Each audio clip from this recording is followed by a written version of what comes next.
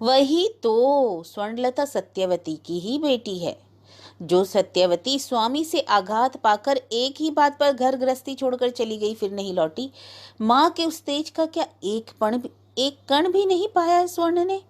अपनी बेटी की यह अधोगति देखकर सत्यवती धिक्कारेगी नहीं, कहेगी नहीं, छी स्वर्ण तू ऐसी हुई। उस धिक्कार के सामने तो स्वर्ण को सिर झुकाए रहना होगा, या फिर नहीं झुकाएगी सिर, मुंह उठाकर ही माँ की ओर ताकेगी, कहेगी माँ तुम्हारी अवस्था कहाँ और मेरी अवस्था कहाँ। इसमें तो आकाश पाताल का अंतर है। सो यह यदि स्वर्ण कह सके, कह पाए तो झूठ कहना नहीं होगा, आकाश पाताल ही का भेद है। स्वर्ण की माँ की पृष्ठभूमि में थी एक अत्यंत ही उज्जवल सूर्य की ज्योति। सत्यवती के पिता उसके जीवन के ध्रुव तारा थे, उसके जीवन की नींव, उसके मेरुदंड की शक्ति। स्वर्ण की पृष्ठभूमि में है एक टुकड़ा विपर्ण धूसरता। स्वर्ण के लिए पिता की स्मृति, पिता प्रताड़ना से उसका ब्याह करके उसके जीवन को चौपट करके निर्लिप्त बैठे हैं। स्वर्ण के पिता उसके भाग्य के शनि हैं और पति भाग्य, उसमें भी क्या कम अंतर है। सत्यवती का पति आसार निकम्मा था, पर असभ्य अश्लील नहीं था। वह सत्यवती के अयोग्य हो सकता है परंतु अत्याचारी नहीं। परंतु स्वर्ण के भाग्य में तो ये दूसरे ही विशेषण है। आजीवन स्वर्ण को एक असभ्य अश्लील अत्याचारी का घर करना पड़ रहा है। त्याग कर चली जाएगी कभी। सीधा तनकर खड़ा होना सीखने से पहले ही तो कंधे कमर पर पहाड़ का बोझ आ पड़ा। उस बोझ का भार उतार कर अपनी संततियों में भी अपने जीवन की प्रतिछवि देखने के लिए स्वर्ण चली जाएगी। वह तस्वीर शायद और भी कालिक पुती होगी। इसलिए स्वर्ण सिर ऊंचा किए अपनी माँ से कह सकेगी कि माँ तुम्हारी बेटी तुम जैसी निर्दयी नहीं हो सकी, यही उसकी त्रुटि है। वह तुम जैसी हल्की और छोटी सी गृहस्थी नहीं पा सकी, यही उसका दुर्भाग्य है। तुम्हारी बेटी माँ द्वारा खेदी हुई, बाप द्वारा उपेक्षित, वह अपना तेज किस पताका तले खड़ी होकर दिखाएगी। तुम मुझे धिक्कार मत देना माँ, केवल यह सोच लेना सबका जीवन समान नहीं, सबको एक ही बटखरे में तौलकर नहीं विचारा जा सकता। जिसका विचार करना हो पहले उसके परिवेश की ओर तो देख लो। स्वर्ण के परिवेश ने स्वर्ण को कीचड़ में ही गाड़ रखा है। वह इतने से असम्मान में क्या करेगी, और उसके देह कोटर में अभी भी तो एक शत्रु का बसेरा है।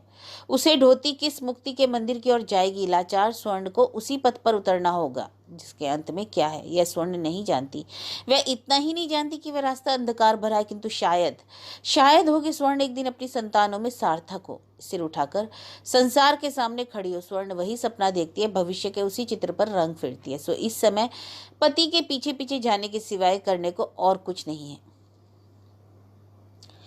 फुलेश्वरी ने घुटे सिर पर घूंघट खींचा, अवाक गले से कुटुंब के लड़के को संबोधित करके बोली, अरे यह क्या बेटे, अभी अभी आए और अभी अभी चले जाओगे। बहन के घर आए हो, कम से कम एक बेला भी तो रहोगे। प्रबोध चंद्र गंभीर गले से कहा, रहने की गुंजाइश होती तो रह जाता, समय नहीं है। आह, कल तो छुट्टी का दिन है, दूसरा काम है। प्रबोध ने यह नीरस गले से कहा।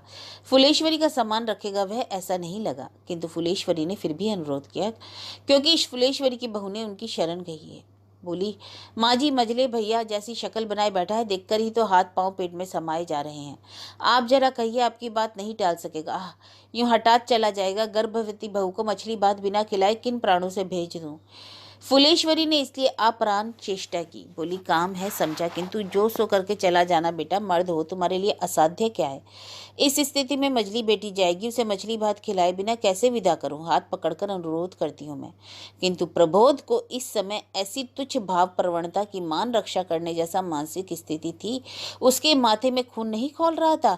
उस उत्ताप को दबाकर वह इस पापपुरी में रात्रिवास करेगा, ठाठ से बहनोई के पोखरे की मछली खाकर तब जाएगा। इसी क्षण स्वर्ण को किसी निर्जन स्थान में ले जाकर मारकर सुला देने को भी जी नहीं कर रहा था। बहन के यहाँ विश्वास करके स्त्री को रखा गया था। बहन ने उस विश्वास का मान रखा, क्यों उसे आंखों आंखों क्यों नहीं रखा, शासन क्यों नहीं कहा, कह नहीं सकी भाभी बेचाल ना चलो। सो नहीं, दुलरुए देवर से लटपट करने को छोड़ दिया और उसी बहन का मैं मान रखूं। लिहाजा प्रबोध को कहना पड़ा, क्यों उपरोध करती हैं, आज किए बिना मेरा नहीं चलेगा। अब अमूल्य ने गला बढ़ाया, बोला, काम जब इतना ही जरूरी था तो उसे करके 2 दिन बाद ही आते मजले भैया। मजले भैया ने नैपथ्य वर्तनी की और एक तीखी नजर डालकर बोहें सिकोड़कर कड़वे स्वर में कहा, किसी किसी के लिए वही अच्छा होता है, जो इसमें क्या संदेह। अमूल्य ने उतना नहीं समझा, वह बोल उठा, सचमुच ही ठीक होता मजले भैया, यूं एकाएक इन्हें ले जाने की बात तो नहीं थी। बात नहीं थी, कानून दिखा रहा है। खौलता लहू छलक उठा। सदा तुम्हारे ही यहाँ रहेगी, ऐसी भी तो बात बेशक नहीं थी। मेरी स्त्री है, उस पर मेरा वश नहीं चलेगा क्या? नेपथ्य वर्तनी निकल आई, बोल उठी, नहीं चलेगा। क्यों कहते हो? 1000 बार चलेगा। जी चाहे जो कमर में रस्सी डालकर कांटों से खींचते हुए ले जाना भी चल सकता है। जीजा जी आप जाने की तैयारी कर दीजिए, बैलगाड़ी के लिए तो कहलाना होगा। ननद जी तुम जी खराब ना करो। मछली भात खिलाकर भेजने की इच्छा तो तुम्हें भाई के मंगल के लिए है ना, मुझे अब उसमें रुचि ही नहीं बहन। कह ही बैठी। सुबाला मन ही मन सिहर कर दुर्गा दुर्गा बोल उठी। अमूल्य भी शायद विचलित हुआ। अमूल्य का मझला साला आसमान फाड़ते हुए बोल उठा, सुन लिया ना, अपने कानों से सुन लिया ना। ऐसी स्त्री को भी सती मानना होगा? तुम लोग क्या कहते हो? जो स्त्री पति का मंगल चाहती है उसका रीत चरित्र अच्छा है, यह कहोगे तुम? किसी ने फिर कुछ ना कहा। बैलगाड़ी आई। बच्चे रोते हुए जाकर गाड़ी पर बैठ गए। उन्हें बड़ी आशा थी कि कुछ दिन और रहेंगे। आज ही ईंटों का कितना अच्छा मकान बनाया था उन लोगों ने, सब चौपट। सुख नाम की चीज सिर्फ पानी पर की लकीर है, बहुत अच्छे चित्र के रूप में उभर कर फिर खो जाता है। आनंद क्या है, स्वाधीनता किसे कहते हैं, भारहीन मन कैसी वस्तु होती है, उसका स्वाद उन्हें यहाँ मिला। किंतु क्या दिन। शिकारी ईगल, चिड़िया वाली कहानी के ईगल की तरह बाबूजी आए और झपट्टा मारकर ले चले। कानू, भानु और चंदन ने इतने में ही जितना बन सका बटोर लिया। कच्चा अमरूद, कच्चे बेर, खट्टा विलायती अमड़ा, गांव आता आदि और भी बहुत चीजें उनके संचय में जमा हुआ। जमते जमते तो जीवन का जमा खर्च, घृणा, धिक्कार और असंतोषी क्या जमता है? केवल प्रेम का, कृतज्ञता का संचय, श्रद्धा का संचय जमा ही नहीं होता। नहीं जमता होता तो पृथ्वी का भार सम्य कैसे रहता? अपने केंद्र में घूमते घूमते अनंत काल की उसकी यह जो पथ परिक्रमा है वह तो केवल भार साम्य है। इसलिए स्वर्णलता की सूख गई स्नायु शिराओं के आवरण में काट हुए से आग के ढेले जैसी दो आंखों से आंसू बह निकले, बार बार बहे। महावर लगाते हुए घुटने में आंख पहुंचने के लिए जब सुबाला ने मुंह घसीटा, तब सुबाला के बच्चों ने जब स्वर्ण के बच्चों के लिए एक टोकरी माटी की वही ईंटें लाकर रख दी, तो स्वर्ण के बक्से के पास तब बहे और छलक कर 100 धार तब बहे। जब फुलेश्वरी ने अपने दूर भविष्य के परपोते के लिए बड़े परिश्रम से सिले बहुत कार्य करने वाली कतरी चपोत कर देते हुए बोली, मजली बेटी, देने जैसी कोई चीज देने का नसीब तो नहीं है। लाल कोर की एक कोरी साड़ी लाने तक का समय नहीं दिया इन्होंने। इसे रख लो, जो प्राणी मेरे घर कई दिन रह गया लेकिन ना कुछ देखा ना जाना, उसके लिए बूढ़ी दादी के हाथ की यह निशानी। तब आंसू से स्वर्ण की धरती धुंधली हो गई। उसके मुंह से बात नहीं खुली। उस अमूल्य उपहार को लेकर उसने सिर से लगाया। स्वर्ण की आंखों में इतने आंसू। और स्त्रियों की तरह यात्रा के समय वह सावन भादो हो रही है। प्रबोध मानो जरा अप्रतिभ हुआ, जरा विस्मित। यात्रा काल में इसलिए ज्यादा शोरगुल नहीं किया। और गाड़ी पर चढ़ जाने पर अमूल्य जब एक विराट भोजा रख गया, उस पर भी बिना बोले वह भार ले लिया। फिर एक बार आंसू। स्वर्ण ने उस बोझे की ओर देखा। क्षण को वह स्तब्ध रह गई। उसकी आंखों से धीरे धीरे मुक्त कण के कुछ दाने दुलक पड़े। धूल भरे जिल्द फटे रस्सी से बंधे मासिक पत्रों का एक गट्ठर अमूल्य ले आया। परेशान सा होकर बोला, ये पोथियां कलकत्ते के एक आदमी को देनी है। इस मौके में आपके गले मट रहा हूं, दया करके दे दीजिएगा। मुझसे नहीं होगा, कहकर प्रबोध चिल्ला नहीं पड़ा। नीमराजी के सुर में बोला, लेकिन मैं किसे देने जाऊंगा? नहीं नहीं दे, आना नहीं होगा। जब कलकत्ता जाऊंगा तो देखा जाएगा। सिर्फ ले जाकर अपने यहाँ रख देना। इतनी जगह कहाँ है, घर तो भरा हुआ है। प्रबोध ने इतना ही कहा। अमूल्य ने और भी व्यस्त होकर कहा, चौकी तले जैसे भी हो, देख ही तो रहे हो, कोई कीमती चीज तो है नहीं, मगर जौहरी के लिए जवाहरात, थोड़ी जगह। आंसू बहते बहते एक समय सूख गए। स्वर्ण भी फिर भी पल में ही उन जवाहरातों की ओर निर्निमेष ताकती रही। और एक समय ख्याल आया उसे, अंबिका नाम का वह छोटा आवारा हाल अब निर्बोध नहीं है, परंतु इस निर्मल प्रेम के उपहार के बदले निर्मल प्रीति की कृतज्ञ हंसी हंसने का भी अवकाश नहीं मिला स्वर्ण को, शायद जीवन भर नहीं मिलेगा। पहले यह जी में आया था कि उनके गांव की चौदही से निकलकर जरा रेल पर तो सवार हो ले, फिर स्वर्ण को वह समझाकर ही रहेगा कि स्त्री की बाढ़ बढ़ने से क्या दशा होती। किंतु उसे हाथ में कर लेने के बाद वह दुर्दमनीय इच्छा कैसी ही सील सी हो गई। और उस सील जाने में शायद प्रबोध चंद्र में भी कुछ विषुणता आई। बच्चे बड़े हो गए हैं, उनके सामने उनकी माँ का लांछन करना ठीक नहीं। तो अप्रतिपक्ष के लिए कहाँ तक चुप बैठा रह जाए।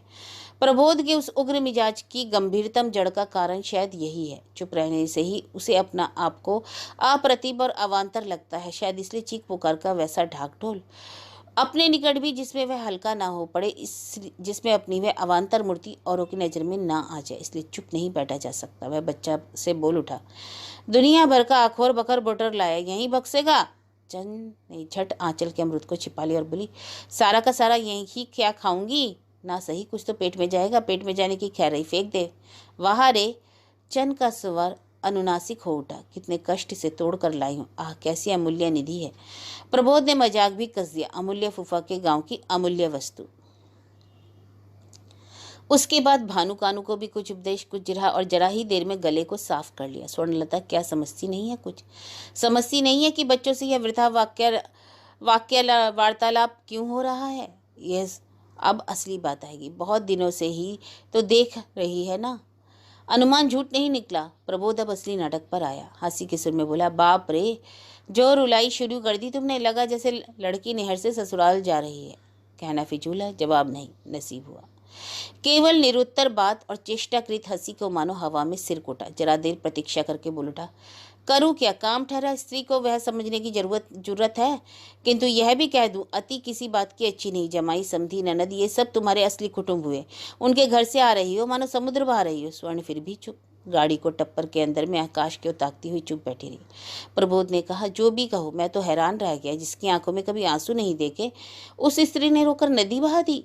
स्वर्ण फिर भी निर्विकार। अब प्रबोध ने एक निश्वास फेंका, अपने आप ही बोल उठा, उफ, क्या खटनी होती जा रही है। अब यह साला ही नस नस में समझ रहा है। स्वर्ण फिर भी नीरव। प्रबोध ने अब की फिर बोला, क्लिष्ट कलांत की भूमिका नहीं। बोला, कहावत है, दुख का साथी सो ब्याहता स्त्री ही, जिसके दुख से दुखी नहीं उसका क्या भरोसा। यह बात एक बार को भी किसी के ख्याल में नहीं आई। वही तो, यह आदमी बिना सूचना दिए हटाता धमका। दुनिया दोषी देखती है, कारण नहीं देखती। फिर भी स्वर्ण की गर्दन नहीं फिरी। इसलिए प्रबोध ने अब की अंतिम चाल चली। सिर ऐसा दुख रहा है, कहीं हड्डी के बुखार को ना खींच निकाले। अब उसकी मंशा सिद्ध हुई। स्वर्ण ऐसा सफेद झूठ नहीं कह सकती। बोल उठी, केवल बुखार का विकार नहीं, शायद हो कि प्रबोध की सुलह के मनोभाव को देखकर ही बोली। घिन से, गुस्सा होने से की बात थी, गुस्से के मारे चीख पड़ने की बात। लेकिन ताज्जुब, प्रबोध ने वह सब कुछ नहीं किया, बल्कि निश्चिंत गले से बोला, शायद वही होने से तुम्हें खुशी हो। स्वर्ण ने फिर बाहर की ओर मुंह फेर लिया। सिर्फ उदास गले से बोली, क्या पता उस चीज का आज तक स्वाद ही तो नहीं मिला। प्रबोध ने केवल पत्नी को ही जनाना डब्बे में नहीं चढ़ाया, सभी बच्चों को भी चढ़ा दिया। सामान वामान तो चढ़ाया ही, खुद हाथ पांव झाड़कर बगल के कमरे में बैठकर मनी मन सोचने लगा कि स्थिति को अनुकूल कैसे बनाया जाए। निहायत अपना हाथ जलाकर पका चुकाकर खाने और फिर मामी के यहाँ जाकर खाने की यंत्रणा से ही उसे लाने गया था, तथा जाते ही उसे ना देखकर मिजाज जल उठा था। विशद व्याख्या करके यही उसे समझाना होगा, और तबीयत खराब होने का भी थोड़ा बहाना बनाना पड़ेगा, नहीं तो जैसी संगदिल औरत है गलेगी नहीं। आश्चर्य है, स्त्री जितनी भी बहके और प्रबोध उससे चाहे जितना ही जले बुने, अंत तक अपने को ही शुद्र लगता है। स्वर्ण को वास्तव में असती नहीं सोचा जा सकता। वह मानो अपनी महिमा से सिर ऊंचा किए खड़ी रहती है। उस समय अपना समर्थन करने, कौशल करने के सिवाय और क्या किया जा सकता है। सो इस बार सुविधा है, घर में कोई नहीं है। उतने बड़े घर में मात्र 4 भाई हैं और केवल प्रबोध का ही परिवार पहुंचेगा अतएव। लेकिन हाय रे प्रबोध का नसीब, एक बेला के लिए गया और लौटकर देखता क्या है कि घर लोगों से भर गया। गुरु के यहाँ से पोती को लेकर मुक्तकेशी लौट आई है। बहन के यहाँ से उमा शशि अपने 10 बच्चों के साथ आ पहुंची। अपनी फौज लिए प्रभास की स्त्री भी आ गई है। उसी के लिए मुक्तकेशी को आने की सुविधा हो गई। वह कटवा से अपनी फूफी के यहाँ थी। सास नवद्वीप में है। इसी मौके का लाभ उठाकर फूफी के साथ नवद्वीप देखने गई थी। मुक्तकेशी ने ऐसा मौका हाथ से जाने नहीं दिया। बोली, दिनों तक पराए घर में पड़े रहने की जरूरत नहीं सजली बहू, चलो चलें। रोग बला कुछ सदा नहीं रहती और सब बातों का सार है, राखे राम तो मारे कौन। सजली बहू स्वर्णलता नहीं है। वह सास के मुंह पर बोल नहीं बैठी कि एक सार बात तो आपकी जीनी ही हुई माँ, फिर अपनी गृहस्थी को लेकर ऐसा क्यों किया। नहीं कहा, कहना जानती भी नहीं तो कह नहीं पाती, क्योंकि उस प्रस्ताव से सजली बहू भी जी गई। अधिक दिनों तक पराए घर में रहना सुविधा का नहीं है, यह उसने समझ लिया। इसलिए उधर से ही कलकत्ते की गाड़ी पर सवार हो गई। पुरुष अभिभावक के रूप में फूफी का एक लड़का साथ आया। 16 साल का लड़का, सो जो हो, है तो पुरुष। ग्रह के चक्र में या प्रबोध के भाग्य के फेर से क्रुद्ध अभिमान हत दीदी के निर्देश से उमा शशि भी दीदी के यहाँ से उस दिन चली आई। वे लोग सवेरे, वह सांझ को। गर्ज की स्त्री के साथ निर्जन घर में रोमांचक बास की कल्पना प्रबोध की धूल में मिल गई। सूने घर में गला खोलकर उपदेश आदेश दे देकर स्त्री को ठोक पीट कर नए सिरे से गढ़ लेने का सपना टूट गया। यह अवस्था देखकर ही मनी मन संसार परिजन सभी के बारे में एक कटुक्ति करके वह घर से निकल गया। और स्वर्ण की तरह आज उसे भी लगा घर में बहुत अधिक लोग हैं, इतने लोगों के दबाव में सच ही अपना कुछ नहीं खिलता। किंतु स्वर्ण झटापट बोल बैठती है, बाप रे, इस घर में लोग और लोग की वृद्धि खुलेगी कहाँ से? खामा खा के झंझट से ही तो रात दिन कट जाते हैं। तो प्रबोध उसे एकल पंडी कहकर उलाहना देता है। अब लगता है इतने लोगों की रेल पेल में अपना महामात्य कहीं और निखारा जा सकता है। लगता है रात दोपहर से पहले अब स्वर्ण से निपटने का उपाय नहीं। धत तेरे की, घर की ऐसी की तैसी जग्गूदा बड़े बजे में है। उसके बाद ही ख्याल आया मामी के यहाँ खबर कर देना जरूरी है। वह उसी ओर को चल पड़ा।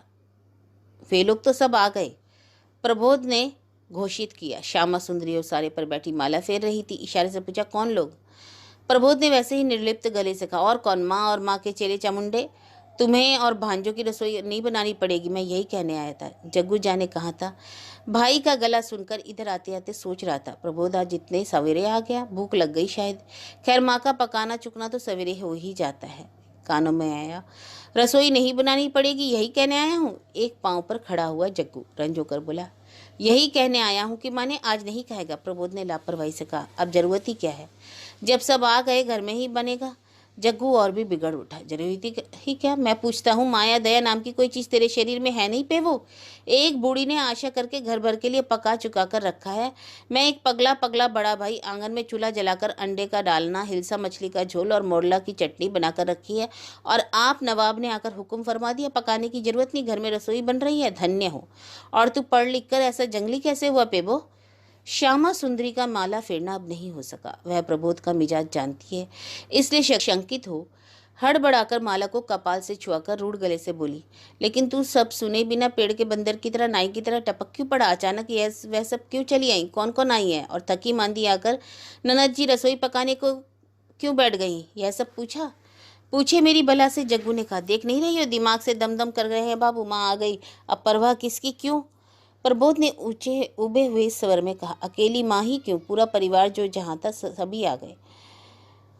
लाश पर टूटने वाले गिद्ध की तरह सभी एक ही साथ टूट पड़े। ना खबर दी, ना यात्रा निकाली। सुनो इनकी उल्टी पुल्टी बात, जग्गू ने हाथ उलट कर कहा।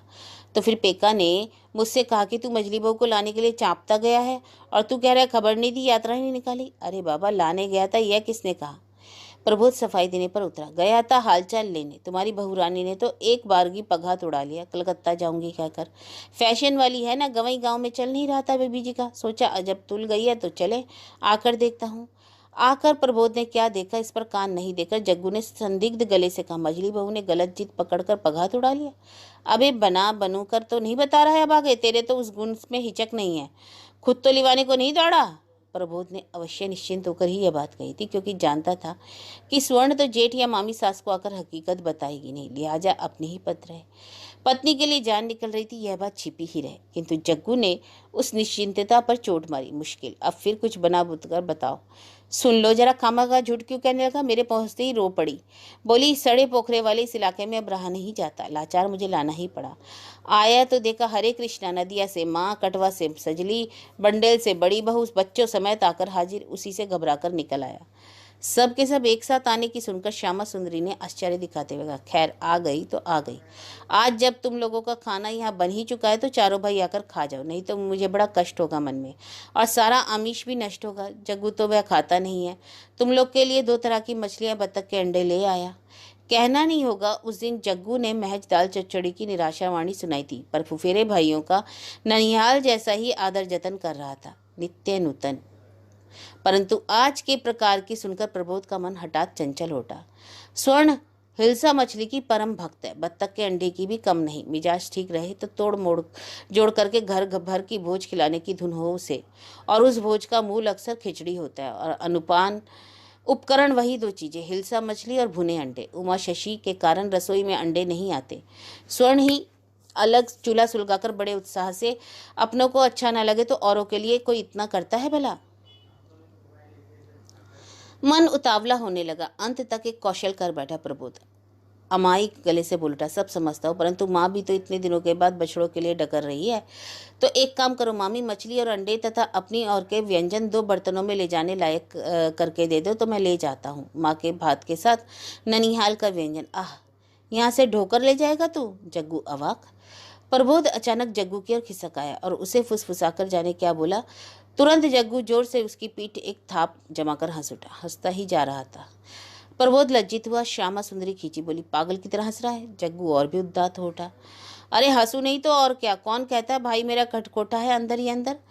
स्वर्ण भी पहले हंसकर भौचक्की सी रह गई। लौटते ही घर को ऐसा गुलजार देखेगी ऐसी धारणा नहीं थी, परंतु चंपा को देखकर अच्छा लगा और आंखों में आंसू भी आए। दशा क्या हो गई उसकी। मगर ये जेठानी के बच्चे, कहना नहीं चाहिए, मौसी कान खाकर संभल गए हैं। बेटी की दुबली हो जाने की चर्चा नहीं की स्वर्ण ने। कौन जाने उस बात को कितनी बतंगड़ होगी। उसने ढंग की बात उठाई। बोली, तेरा रंग कैसा हो गया रे चंपा? काली हो गई है। गंगा में नहाते नहाते बाल के भी 12 बजा लिए। बात गलत नहीं थी। मुक्तकेशी ने स्वयं ही 50 बारी अफसोस किया, किंतु अभी एकाएक चंपा की माँ के मुंह से यह सुनकर उन्होंने अपमान माना, मानो इस रंग और बालों की खरवता से मुक्तकेशी की त्रुटि की बात नहीं तो पर नकार कर उड़ा भी दिया जा सकता था। बालों को छोड़ भी दे, लड़की आबनुसी हुई ही नहीं, रस्सी जैसी दुबली भी हो गई है। और यह इसलिए और खल रहा है कि उमा शशि के बच्चों की सेहत में खासी तरक्की हुई है। मौसी के यहाँ से ऐसा गोल गोल होकर क्यों आना? यह मानो मुक्तकेशी का ही अपमान करता है। अपमान की दाह से जलते जलते समय बदला लिया। उल्टे रास्ते से एक पोती को बुलाकर कहा, धनी मौसी के यहाँ जाकर खूब छुटकर खाया है क्यों? पोते से नहीं कहेंगे, नजर लगेगी। बच्चियों को नजर नहीं लगती। वह बच्ची धतमता गई, बोली, वाह, हमने क्या मांग कर खाया है? मांग कर खाया कि जांच कर खाया यह नहीं जानती, लेकिन खाया है यह मालूम हो रहा है। लेकिन एकाएक चली क्यों आई? रह जाती है। और भाइयों का स्कूल तो खुला नहीं है अभी। भाइयों के ही, क्योंकि स्कूल की बला उन लोगों की नहीं है। लड़कियों की पढ़ाई से मुक्तकेशी तो खफा होती है। पढ़ने लिखने से लड़कियां वाचाल और मल्लेच भाषा सीखने से विधवा होती हैं, यह निश्चित है। उन्हें मालूम है, इसलिए लड़कियों को पढ़ने की जहमत नहीं है। चंपा को फिर भी स्वर्ण जबरदस्ती घर में पढ़ाती है, परंतु चंपा अभी तक कथा माला में बोधोदय तक नहीं पहुंची, बल्कि चंद दादा दादी की किताबें खींच खींच कर पढ़ना भी सीख गई है। सजली लड़की पारुल भी डोलती हुई पाठ याद करने का भाव करती है। घर का यह दृश्य देखकर चाचा लोग कहते हैं, मजली बहू की पाठशाला। खैर, उमा शशि की बेटी मोटी होने के अपराध से धिक्कार खाकर अप्रतिभ होकर बोली, स्कूल नहीं खुला पर कुटुंब के यहाँ कब तक रही जाती तो क्या था? धनी कुटुंब, तेरी माँ तो बहन की प्रशंसा करते करते सुध खो बैठती है। अचानक ही यह लड़की दुस्साहस करके बोल उठी, क्यों ना हो, तुम्हारे तरह वहां तो कोई आठों पैर खिटखिट नहीं करता। मुक्तकेशी स्तंभित हो गई। उन्होंने मानो अपने भविष्य की स्याह तस्वीर देखी। नहीं मानेगा, अब कोई नहीं मानेगा। लगता है मान सम्मान के दिन लग गए। कोई डिटाई करेगा, सबको हिम्मत ही आएगी। यह मजली बहू का किया हुआ है। सब में दुस्साहस ला दिया। मजली बहू ने ही यह दिखलाया कि गुरुजनों को मुंह पर जवाब देकर पार पाया जा सकता है। तो फिर मुक्तकेशी की गति? मौसेरी बहन हेम जैसी ठुकराई सी पड़ी रहेंगी। हेम की दुर्दशा तो अपनी आंखों देख आई है। उसके तो उस एक बहू से ही घर में शनि का प्रवेश हो गया, किंतु मुक्तकेशी क्या अभी भी हार मान जाएगी और एक बार सख्त मुट्ठी से पतवार थामने की कोशिश नहीं करेंगी? कोशिश की, फिर मजली बहू पर ही पड़ गई। मैं कहती हूँ मजली बहू पेवा पुरुष है, वह इतना नहीं जानता? भला तुम कैसे चले आई? तुम क्या नहीं जानती कि ऐसे में आठ काठ पर नहीं चढ़ना चाहिए? यह तुम्हारा 8वां महीना है ना? स्वर्ण अपनी जेठानी और सजली देवरानी से अपनी अभिज्ञता के बारे में बात कर रही थी। मिजाज कुछ अच्छा ही था। चंपा उसके बदन से सटी सटी बैठी थी। दादी जी के गुरु के यहाँ की भली बुरी गप करती हुई हंस रही थी। मतलब यह है कि सूने घर में अकेली आ पहुंचने से यह जनारण्य मानो उसके लिए अच्छा ही हुआ, किंतु सास के यूं जबरन बेकायदे डांटने में दबी पड़ी आंख सुलग उठी। वह कठिन गले से बोल उठी, जानती क्यों नहीं हूँ माँ जी, परंतु क्या उसी के लिए कुटुंब खड़ी खड़ी जूते खाऊं? जूते? मुक्तकेशी बोल उठी, तुम जूते खाती? हाथ जोड़े पति का ही तो पग पग पर जूते मारकर बात करती हो। बहू उससे कह नहीं सकी कि अभी नहीं जाया जा सका? सुबाला भी तो बुढ़िया हुई, वह नहीं जानती? स्वर्ण तीखे गले से बोली, सभी जानते हैं माँ, केवल आप अपने बेटे को नहीं जानती। लेकिन 8 काठ पर चढ़ने से यदि कोई विपत्ति हो तो समझूंगी वह मेरे लिए पुण्य का फल है। पुण्य का फल? विपत्ति हो तो तुम्हारे लिए पुण्य का फल? मुक्तकेशी गुस्से के मारे मानो बेहाल हो गई। मजली बहू, माँ हो ना तुम? माँ हूँ तभी तो कह रही हूँ माँ। स्वर्ण ने इस बार बड़ी शांत स्वर में कहा, फिर भी दुनिया में एक अभागा भी तो कम होगा। अभागा? मुक्तकेशी अब अपने क्षेत्र में ही कहा, सो है, तुम जैसी माँ के गर्भ में जो पैदा होने के लिए आया है वह तो अभागा ही होगा। वही बात तो मैं भी कह रही हूँ। खरीदी हुई बांदी के पेट की संतान अभागे के अलावा और क्या है? और वह वहाँ से चली गई। अब गपशप की जगह नहीं गई, अपने कमरे में चली गई। रस्सी में जो पत्रिकाएं बंधी थी उन्हें खोलने लगी। हठात नजर पड़ी एक पत्रिका के में उस कविता के 2 पन्ने पड़े हैं, उसके साथ एक टुकड़ा और जो अंश खो गया था, खोज कर दे दिया। अनजाने ही स्वर्ण की आंखों में आंसू की बड़ी बड़ी बूंदें टपक पड़ी। स्वर्ण के लिए पृथ्वी में सम्मान है, श्रद्धा है, प्रीति है, निर्मल प्रेम का स्पर्श है, तो फिर वह पृथ्वी से एक बागी विश्वास क्यों खो बैठे? क्या करे वह? उस समय पता ही नहीं चला कि उसकी देवरानियां छोड़ी हुई गपबाजी को जोड़ जोड़ कर हंस रही हैं, कह रही हैं उसके पेट के बच्चे अब भागे तो फिर भाग्यवान कौन है उसके बच्चों का आदर देखने से। जी, इस जतन को आदर कहते हैं। प्रबोध कमरे में आया चुपचाप चोर की तरह, धोती के छोर में पता नहीं जाने क्या दबाए। यह कमरा एक किनारे है। गृह प्रवेश के दिन स्वर्ण के आहत अभिमान का परिणाम यह वही स्थायी हो गया। प्रबोध अवश्य बराबर ही उस ऊंचे कमरे के लिए कहा करता है, पर स्वर्ण कहती है यही ठीक है, इस कमरे में सहज ही कोई नहीं आता, यही मेरा परम लाभ है। कमरे में कोई आता नहीं, यह जानते हुए प्रबोध ने दरवाजे को आधा बिड़काकर फुसफुसाकर कहा, ए सुनो, झट से इसे खा लो। इस बिल्कुल नए ढंग के अंदाज से स्वर्ण अवाक, और शायद इसलिए पूंजीभूत अभिमान को दमन करके वह बोली, क्या खा लूं? धोती के नीचे अखबार और सखुए के पत से मुड़ा चुड़ा एक अंडा और हिलसा मछली का एक टुकड़ा निकाला। स्वर्ण गुप्ताना भूल गई, वह स्तंभित गले से बोली, इसका मतलब? अरे बाबा, मतलब फिर सुनाना, फिर बताऊंगा, पहले खा लो। कब जाने कौन बच्चा आप आचे, ये चीज़ें तुम्हें प्रिय हैं इसलिए बड़े कौशल से ले आया। मेरी प्रिय है इसलिए? मेरी प्रिय? स्वर्ण के चेहरे पर एक अलौकिक रहस्य में हंसी फूट उठी। उसी हंसी में मानो स्वप्नाच्छन गले से बोली, किसने कहा ये 2 चीजें मुझे प्रिय हैं? किसने कहा? रहस्य की हंसी प्रबोध के भी चेहरे पर फूट पड़ी। उसने भी कहा, बिना कहे समझ में नहीं आता, माना मैं तुम्हें फूटी आंख नहीं सुनाता। तुम तो मुझे लो पकड़ो, मेरी धोती फोती तेल झोल से एकाकार हो गई। पति के इस उभे हुए भाव की उपेक्षा करते सुनने का, लेकिन यह बहादुरी तुम्हें नसीब नहीं हुई। मैं इन 2 में से एक भी नहीं खाती। नहीं खाती? 2 में से कुछ भी नहीं खाती? प्रबोध के गले में क्रुद्ध अविश्वास का सुर फूट उठा। वास्तव में बहुत कसरत करके ही उसे ये दोनों तुच्छ चीजें लानी पड़ी हैं। प्राण के खिंचाव से ही ले आया। सोच रहा था जाते ही स्वर्ण के मुंह में डालकर हंसी खेल में अपराध के पाषाण भार को हटा देगा, मगर यह औरत आप ही मानव काठ पत्थर है, आगे नहीं बढ़ाई, देखा नहीं, और झूठी कह रही है खाती नहीं और कुछ नहीं। पोसा हुआ गुस्सा और चखी लिवा लाने के गुस्से को पाल रखा। इसलिए पति की इस बदहाली पर भी ममता नहीं आई, इसलिए उसने गले को भी प्यार का स्वर पूछकर क्रुद्ध स्वर आ गया, नहीं खाती हो? सफेद झूठ। स्वर्ण ने शांत गले से कहा, खामखा झूठ कहने की क्या पड़ी, और तुम जानते हो कि झूठ बोलना मेरा स्वभाव है ही नहीं। हिलसा मछली से मुझे कांटे का डर है, यह बात तो घर के सभी जानते हैं। हाँ, सभी जानते हैं और मैं ही नहीं जानता? खैर, इसमें कांटा नहीं है, इसने कौन सा कसूर किया है? उसमें से मुझे कैसी तो गंध आती है, और फिर जो चीज़ें रसोई में नहीं जाती वह खाने में मुझे कोई रुचि नहीं। फिर भी प्रबोध को इन बातों पर विश्वास नहीं हुआ। स्वर्ण रोज इतने उत्साह से यह सब क्यों मंगवाती है? वह कह ही बैठा, रुचि नहीं कह दिया और हो गया। मजली बहू, बगल के हाई कोर्ट मत दिखाओ। 12 महीने इतने आनंद से मंगाती हो, पकाती हो और खुद नहीं खाती। असल बात यह है कि मेरा लाया हुआ, इसलिए नहीं खाओगी ना? उसके अभिमान से शुद्ध होकर स्वर्ण ने ताका। अपने पति के अभिमान के कारण की ओर ताक कर कहा, चिपटी और टूटी हुई सी खाद्य वस्तुएं मानो व्यंग से स्वर्ण की ओर देख रही थी। फिर भी स्वर्ण ने नरम गले से कहा, ऐसा क्यों कह रहे हो? तुम्हारी लाई हुई चीजें नहीं खाऊंगी, ऐसे अहंकार की बात भी कैसे हो सकती है? पागल तो नहीं हूं मैं। सच ही यह सब नहीं खाती, चाहो तो दीदी से पूछ कर देखो। अब संभवतः है प्रबोध को विश्वास हो, और शायद हो इसी आशा भंग के दुख से उसकी आंखों में आंसू आ गए। बड़ा अपमानित सा लगा अपने को, और आक्रोश हाथ की उन चीजों पर जा पड़ा। भाड़ में जाए, ले जाकर रास्ते में फेंक देता हूं, कहकर वह तेजी से कमरे से बाहर चला गया।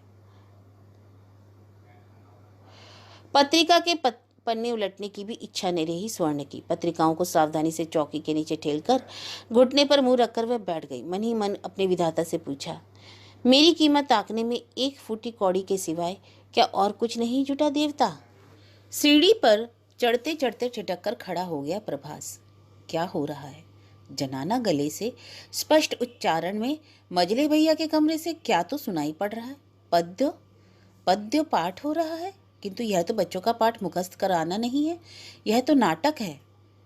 कहो कहो सब मिलकर, शत वेणु विना स्वर, भारत फिर से विश्व सभा में होगा उच्च आसन पर। सीढ़ी से नहीं पापा करके ही प्रभास मजले भैया के कमरे के पास पहुंचा और दोनों ही स्पष्ट हो गए, सुनना और देखना भी। मजली बहू ने स्कूल ही खोल रखा है, एक किताब खोलकर कुछ कहती है, उसके बाद कई बच्चे उसे दोहरा रहे हैं। स्वर्ण के बच्चे हैं और उमा शशि की भी। स्कूल ही क्यों, कीर्तन पार्टी भी तो कह सकते हैं। इसलिए अगली झंकार जब छोटे बच्चे भूल भाल उच्चारण से बोल उठे, धर्म में महान होगा, कर्म में महान होगा, नया दिन मान उगेगा फिर से पुरातन प्राचीर पर। की चौखट पर पांव रखकर प्रभास चिल्ला उठा, वाह वाह, क्या कहने, बिल्कुल कीर्तन पार्टी। मूल गायक सुर दे रही है और चेले दोहरा रहे हैं, सिर्फ तबले की ही बोल तो बाकी हैं। लेकिन अपनी माँ से कह दे, चंद बगल के कमरे से तेरी सजली चाची के भाई आए हैं। यह भले मानस का लड़का सुन सुनकर शायद हैरान हो रहा है। कहना नहीं होगा, सभी चुप हो गए थे। यही काफी है, यह सोचकर प्रभास भी चला जा रहा था कि उसने सुना बड़े भैया का एक नितांत ही छोटा लड़का बोल उठा, सजले चाचा, मजली चाची हमें फिर से गाने को कह रही है, यह कीर्तन नहीं है। प्रभास ने अंतिम बात नहीं सुनी, पहली सुनी। बर्दाश्त से बाहर आश्चर्य से बोला, फिर से गाने को कह रही है? हाँ कहती है, यह गीत सभी को सीखना चाहिए, इसके बाद वह वंदे मातरम भी सिखाएगी। खबरदार, तुम्हारी मजली चाची ने सोचा क्या है, हमें हथकड़ी लगवाना चाहती है? कह दे उनसे यह सब नहीं चलेगा, इस घर में इतनी बाढ़ उनकी नहीं चलेगी। उस लड़के ने फौरन कमरे के भीतर से जवाब दिया, मजली चाची कह रही है, घर में सब पर आपका ही हुक्म चलेगा और किसी का कोई इच्छा नहीं चलेगी। उस लड़के ने तोते जैसी बोली सीखी है, बात का गुरुत्व क्या है, वजन क्या है, यह नहीं सीखा। जब ही इतना बोल सकता है, बाकी सब पुतले से बैठे रहे। सजले चाचा को जवाब, ऐसी भयंकर बात। सजले चाचा खुद भी उस आश्चर्य से ही पहले सन रह गए। उनके मुंह पर जवाब, अवश्य। सन होना क्षण भर का, दूसरे ही क्षण जमीन पर पैर ठोककर चिल्ला उठे, अच्छा, घर में अब ऐसी कुशिक्षा की खेती चल रही है। खैर, अपने बच्चों का दिमाग खा रही है, खाए, औरों के बच्चों का माथा क्यों चबा रही है? खोका, मैं कह रहा हूँ उठ जाए वहां से, उठ, और अपनी मजली चाची से कह दे, नहीं नहीं चलेगा, इसका गुजर ना हो, वह अपना रास्ता देखे। इसके बाद ही गाज गिरी। अब की खोखा नहीं, स्वयं मजली बहू दरवाजे पर आ खड़ी हुई। खोखा को महज माध्यम बनाकर बोली, खोखा, अपने सजले चाचा से पूछ, इस घर के वही मालिक है क्या? जिसे चाहे वह उसे रखेंगे, जिसे चाहे निकाल देंगे। यदि यही हो तो साफ कह दे, कल ही रास्ता देखूंगी, और कुछ ना नसीब हो, पेड़ तले की छाया तो कोई छीन नहीं सकता। पृथ्वी में अघटित भी घटता है, नहीं तो ऐसी दुस्साहस स्पर्धा के बाद भी स्वर्ण सीधी सतेज खड़ी रह सकती? आसमान से घास तो नहीं गिरी सिर पर, स्वयं मजले बाबू भी दौड़कर मारने को नहीं आ सके, बल्कि हठात भाषा खोकर वह मनमूक हो जाता। उसके बाद जब बोला तो शिथिल और सरल ढंग से बोला, जाते जाते कहा, मुझसे अपराध बन पड़ा कि शासन करने आया। बगल के कमरे में कुटुंब का लड़का बैठा है, लाज लगी है, इसलिए यह हिमाकत करने आया था। खैर, तुम लोगों की चाची ने सचेत कर दिया, रात दिन किताब पढ़ने वाली विदुषी महिला, यह सब तो होगा ही, लेकिन अपनी चाची से कह देखो का, इस घर में उनका हिस्सा है, इसलिए वह जो चाहे सो करेंगी, यह नहीं होगा। फिर तो वह बम भी बना सकती है। प्रभास चला गया, तीखे विद्वेष मुंह सहा करके। कहने की जरूरत नहीं, पद्य कंठ करने की पाठशाला फिर नहीं चली, सुर कट गया। लेकिन केवल उसी दिन, या सिर्फ पद्य की क्लास का सुर? रोना रोना, कटु कुत्सित रुलाई, सुनकर माया नहीं होती, दया नहीं आती, आती है वितृष्णा। पोस्ता दाना पीसते पीसते गिरिबाला ने कहा, मजली दी का यह अंतिम नंबर वाला जो हुआ है ना, उफ, गला है। आदमी का बच्चा रो रहा है या जंतु जानवर चिल्ला रहा है, समझना मुश्किल है। जन्म से ही रोगी जो है, उमा शशि ने कहा। तुम सारे संसार के लोगों का दोष मत ढको दीदी, गिरिबाला ने ठेस लगाते हुए कहा। कौन जो तुम्हें क्या देकर राजा बनाता है तुम ही जानो, दोष ढकना क्या? उमा अप्रतिभ हुई। रोगी है इसी से कहे। पीसना समाप्त कर सिलौटी को उठाकर रखते हुए गिरिबाला ने कहा, मेरा बस हो गया बाबा, चले। दोनों चूल्हे जलकर खाक हो गए हैं, जिसकी बारी है उसे होश ही नहीं। उमा का ख्याल था कि इस बेला की बारी छोटी बहू की है, इसलिए बोली, छोटी बहू कहाँ है? छोटी बहू क्या, छोटी क्या करेगी, बारी तो मजली बहू की है।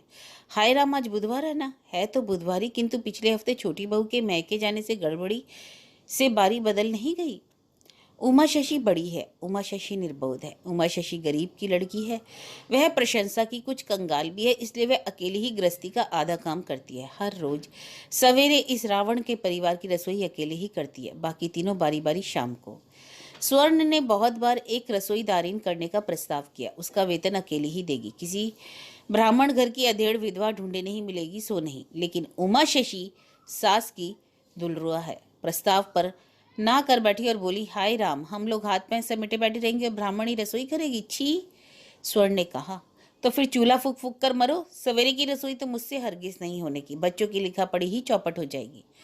उमा ने विचलित होकर कहा, राम कहो, मेरे रहते सवेरे की रसोई तुम क्यों करोगी? सवेरे तो मैं हूं ही, जानती हूँ तुम ही चलाती हो, हाड़ मांस पीसती हो, लेकिन 12 महीने यह देखने में भी तो अच्छा नहीं लगता। तुम्हारे मझले देवर तो ज्यादा कमाते हैं, वेतन वही देंगे। उमा शशि ने नाना किया। अतएव स्वर्ण को अब विवेक का दर्शन नहीं है, लेकिन वह कौन बताए कि उमा शशि की यह बेवकूफ़ी क्यों है? क्यों वह हर पल घर में सबका मन जुगाने की चेष्टा करती रहती? किसी के मन को रख भी सकी है आज तक? मन रखते रखते किसी का मन कभी रखा जा सकता है? नहीं रखा जा सकता। उस मन के दावे और प्रत्याशा को बढ़ा दिया जाता है बस, और वह चेष्टा अविरत उसे अवज्ञा का पात्र बना देती है। वृथा चेष्टा का बोझ लेते लेते उमा शशि ने भी अपने जीवन की को केवल बोझिल ही बनाया है, किसी का मन नहीं रख सकी। मुक्त केशी उस पर सदा खींची ही रहती है। खुशामद वह वकील बेटे की बहू की ही करती है। क्यों करती है, यह आश्चर्य है। यह भी एक मनोविज्ञान है। नहीं तो रुपयों की सुविधा तो मझला बेटा देता है, फिर भी सजली बहू से डरती है। छूत लगी जैसी उमा शशि करती है। इसलिए डरते डरते कहा, मझली की लड़की ने आज जो कांड किया है उससे भला होगा? नहीं, नहीं होगा। जिससे होगा वह करे। मैं तो चूल्हे की छां भी नहीं छू सकती। मेरी बारी के दिन क्या कोई चूल्हा संभालने आएगी? कहकर गिरीबालक चली गई। स्वर्ण नहीं उतरी। खबर दो तल्ले पर फैल गई। असंतोष और आलोचना की लहर उठी और सबको दबाती हुई प्रबल हो उठी रुलाई, रुलाई, कुत्सित रुलाई। वह आंत्रनाद मानो इस अंधकूप से आकाश को उठा चाहने लगा। घर में हो क्या रहा है आखिर? प्रभास चंद्र का तीखा गला सुनाई पड़ा। शर्म और खींच के मारे ताश के अड्डे से उठकर आया, मिजाज इसलिए 7वें आसमान पर। पूछता हूँ, कौन रो रहा है? मझली बहू का अंतिम नंबर। मझली बहू घर में नहीं है क्या? घर में। घर में क्यों ना होंगी? घर छोड़कर जाएंगी कहाँ? बेटी को गोद में लिए बैठी है। गोद में लिए बैठी है। प्रभास का सारा विष उड़ेल कर चला गया। फिर भी गला बंद नहीं कर पा रही है। लड़के के गले में ऐसी शंख जैसी ध्वनि, मुंह में एक मुट्ठी नमक देने को कहो, बंद हो जाएगी। चला गया। गनीमत यह है कि यह सलाह स्वर्ण के कानों तक ना पहुंची। उस समय स्वर्ण के कान का पर्दा रुलाई के शब्द से फटा जा रहा था। उधर रसोई में आंधी उठी। बड़ी बहू हाड़ी चढ़ाने का भार ले रही थी कि सजली और छोटी बहू की ओर से जोरों का प्रतिवाद हुआ। उमा शशि स्वर्ण को इतना सिर क्यों चढ़ाएगी? जिसके 5-7 बच्चे हैं उसके यहाँ रोक तो रोज ही लगा रहेगा, इसलिए इसी बहाने से छुटकारा मिल जाएगा। कोई कहे तो भला कि सजली और छोटी ने कभी बारी का नागा किया है? उनका अपना चाहे जो भी हुआ, जो गुजरा हो, गृहस्थी का काम करती गई हैं। मझली ने ही कौन सा 5वां पांव साफ कर देखा जो जो चाहेगी करेगी? उमा शशि यदि ऐसा पक्षपात करेगी तो वे भी बच्चे को सर्दी होने पर कमाई करेगी, कह दिया।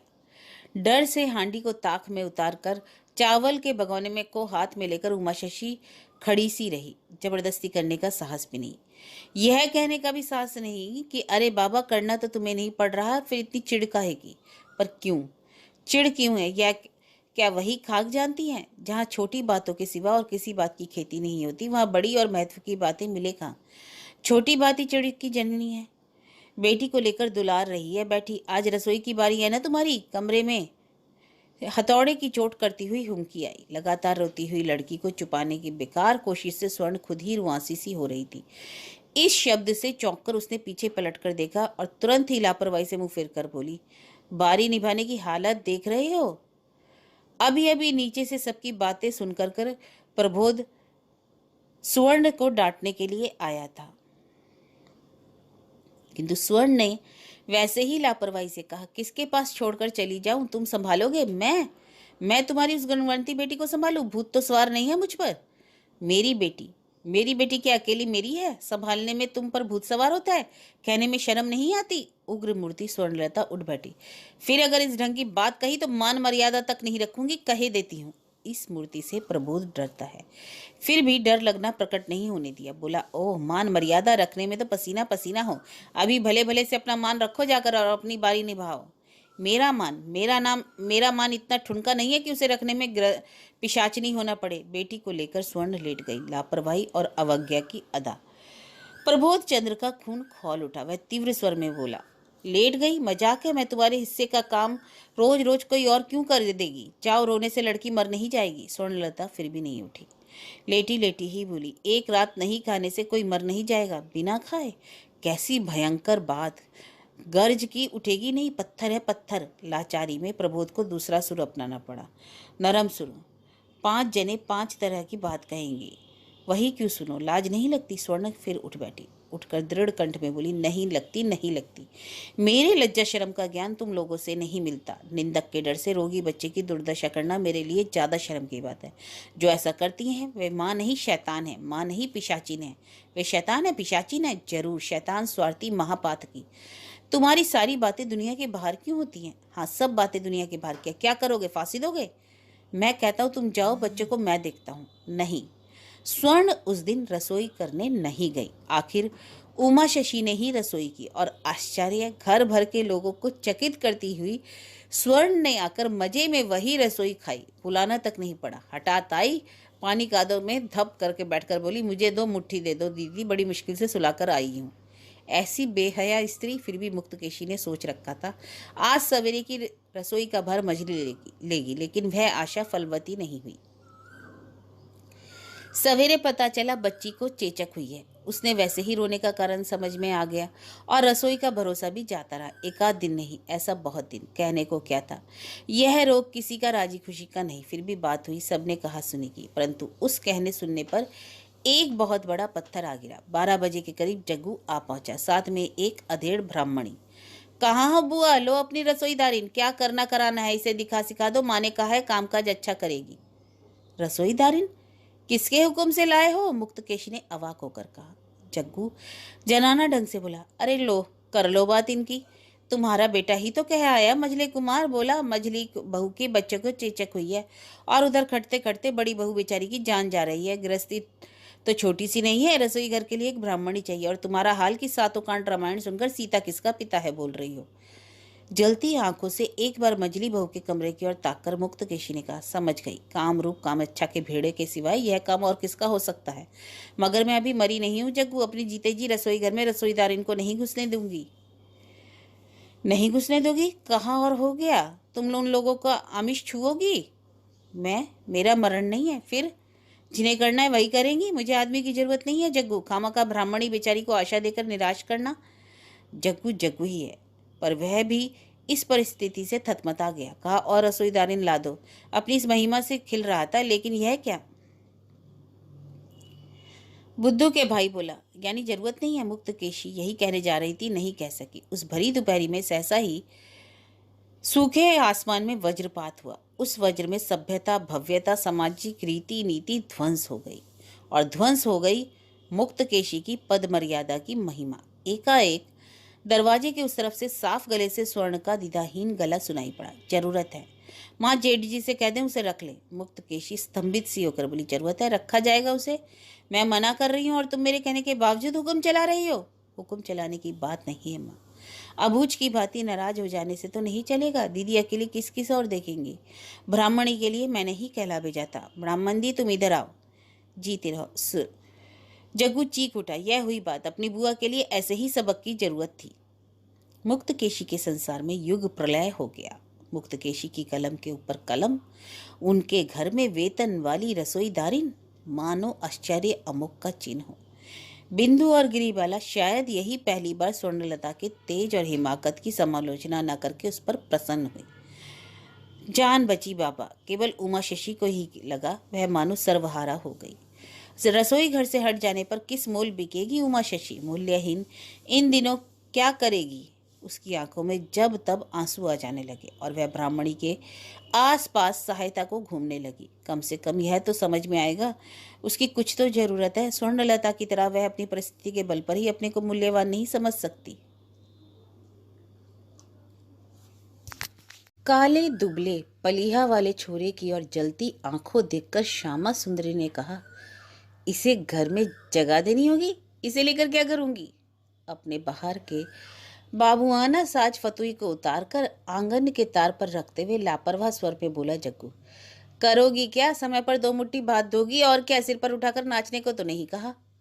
श्यामा सुंदरी ने रंज होकर कहा। माथे पर उठाकर नाचने का हाथ पांव क्या है? समय पर 2 बुट्टी भात दूंगी, पलिया पेट के लिए काढ़ा उबाल दूंगी, और क्या?